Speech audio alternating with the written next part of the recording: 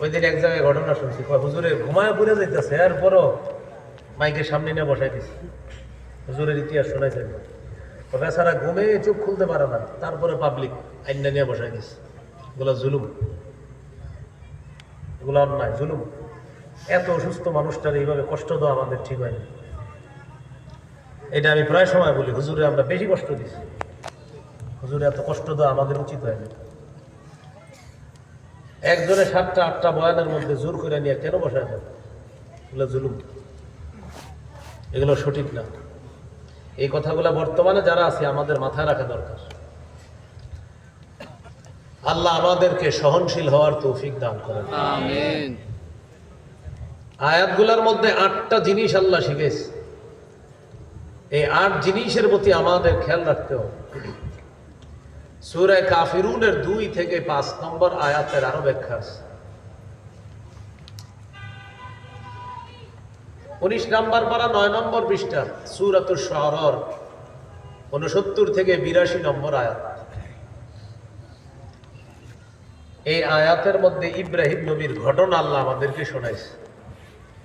ওয়াতলু আলাইহিম নাবা ইব্রাহিম, নবী আপনি তাদেরকে ইব্রাহিম নবীর ঘটনা শোনায় দেন। ইয ক্বালা লিআবিহি ওয়া কওমিহি মা তা'বুদুন, যখন ইব্রাহিম নবী তার বাবাকে আর তার জাতিকে বললেন, তোমরা কার ইবাদত করো, কিসের ইবাদত করো? ক্বালু না'বুদু আসনামান ফানাযাল্লু লাহা আকিফিন, তারা বলল আমরা কিছু দেবদেবীর উপাসনা করি আর তাদের সামনে মাথা নত করি।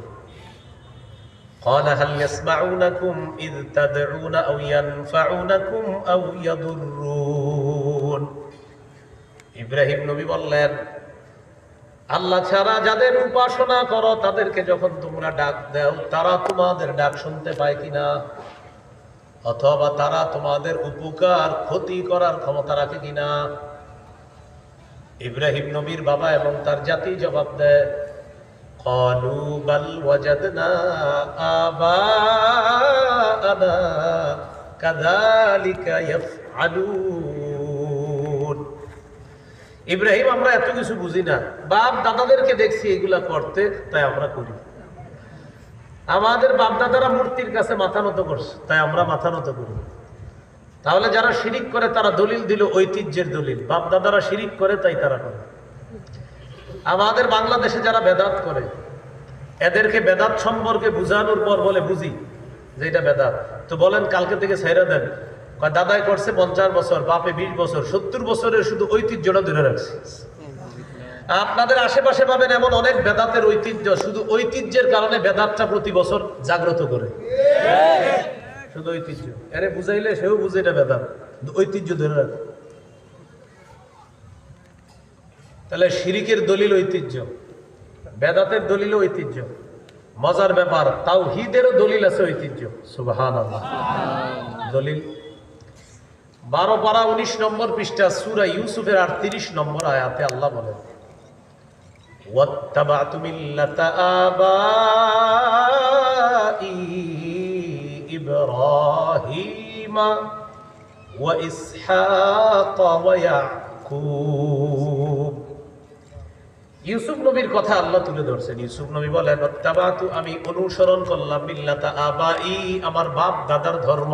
সুবহানাল্লাহ, ইব্রাহিম ওয়া ইসহাক ওয়া ইয়াকুব আমার বাপ দাদা ইব্রাহিম, ইসহাক এবং ইয়াকুবের ধর্ম আমি অনুসরণ করলাম।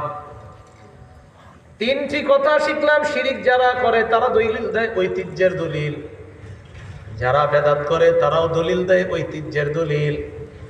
ইউসুফ নবী তাওহীদের দলিল দিতে গিয়ে বলে আমি আমার বাপ দাদা ইব্রাহিম, ইসহাক, ইয়াকুব নবীর তাওহীদের অনুসরণ করলাম। আয়াতের মাধ্যমে বুঝতে পারলাম শিরিক এটা ঐতিহ্য থাকলেও বর্জনীয়, বেদাত এটা ঐতিহ্যগতভাবে হলেও বর্জনীয়, তাওহীদ এটা ঐতিহ্যগতভাবে হলেও করণীয়, গ্রহণীয়। তাওহীদ সকল যুগের সত্য ধর্ম, এটা হলো দ্বীনে তাওহীদ, মনে রাখবেন। সকল যুগের সত্য ধর্ম দ্বীনে তাওহীদ। এই দ্বীনে তাওহীদ সকল গ্রহণ করা, এটা ঐতিহ্যগতভাবে হলো এটা গ্রহণ করা প্রশংসনীয়, শিরিক গ্রহণ করা নিন্দনীয়, বেদাত গ্রহণ করা নিন্দনীয়, তাওহীদ গ্রহণ করা প্রশংসনীয়। আল্লাহর জান্নাত হাসিলের একমাত্র উপায় তাওহীদ নিয়ে কবরে যাওয়া। তো ইব্রাহিম নবী তাদেরকে বললেন, তোমরা এইগুলার উপাসনা করো, ছি ছি, এগুলো ঠিক না। এবার ইব্রাহিম নবী তাদেরকে জানায় দিলেন, فإنهم عدو لي إلا رب العالمين। ইব্রাহিম নবী তাদেরকে বললেন, আফারাইতুম মা তা'বুদুন আনতুম ওয়া আবাউকুমুল আকদামুন। তোমরা এবং তোমাদের বাপ দাদা যাদের উপাসনা করো, যাদের উপাসনা কর্তা, তাদের ব্যাপারে ভেবে দেখেছো কি? যাদেরকে ডাকলে শুনতে পায় না, যারা উপকার ক্ষতি করার ক্ষমতা রাখে না, তাদেরকে কেন ডাকো ভেবে দেখেছো কি? ইব্রাহিম নবী ঘোষণা করলেন, ফাইন্নাহুম আদুউল লি। শোনো, আল্লাহ ছাড়া যাদেরকে তোমরা উপাসনা করো তারা সবাই আমার শত্রু। আমি ইব্রাহিম তাদেরকে শত্রু বলে ঘোষণা করলাম। ইব্রাহিম নবী আমাদের বাবা, ঠিক না? তাওহীদের ইমাম ইব্রাহিম নবী ঘোষণা করলেন, আল্লাহ ছাড়া যত উপাস্য সব আমার শত্রু বলে ঘোষণা করলাম।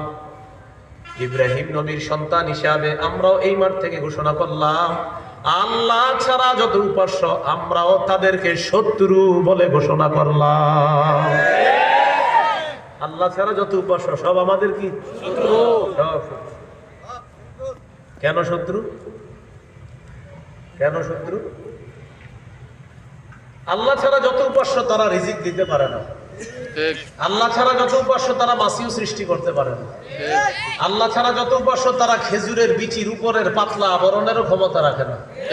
আল্লাহ ছাড়া যত উপাস্য তারা অনুপরিমাণ সামান্য ক্ষমতাও রাখে না। দলিল 20 পারা 17 নম্বর পৃষ্ঠা সূরা আনকাবুতের 16-17 নম্বর আয়াত। আল্লাহ তাআলা বলেন, وإبراهيم إذ قال لقومه اعبدوا الله واتقوه ذلكم خير لكم إن كنتم تعلمون।